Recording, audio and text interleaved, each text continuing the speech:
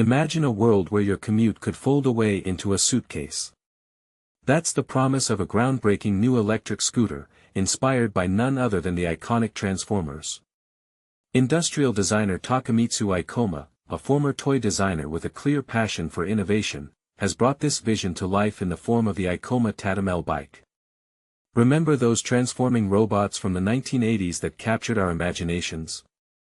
Icoma's design pays homage to that era, delivering a practical and stylish solution for modern urban mobility.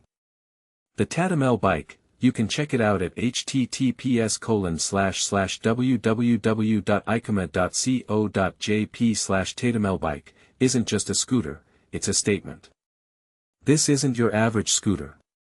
When folded, it shrinks down to the size of a standard rolling carry-on, making it ideal for navigating crowded city streets or storing in tight spaces. But here's where it gets controversial. Weighing in at a hefty 139 pounds, this suitcase is definitely designed to be wheeled, not carried. Think elevator buildings and smooth surfaces, this isn't for navigating stairs or rough terrain. Once unfurled, the Tatamel Bike transforms into a fully functional electric scooter capable of carrying a passenger up to 220 pounds. And this is the part most people miss. It boasts an impressive range of approximately 18.6 miles on a single charge, with a top speed of around 25 miles per hour. Perfect for zipping around town or running errands. Adding a personal touch is key, and Icoma understands this. The side panels of the Tatamel Bike are fully customizable with graphics, allowing riders to express their individual style and personality. Imagine cruising down the street with your own unique design, a true head-turner.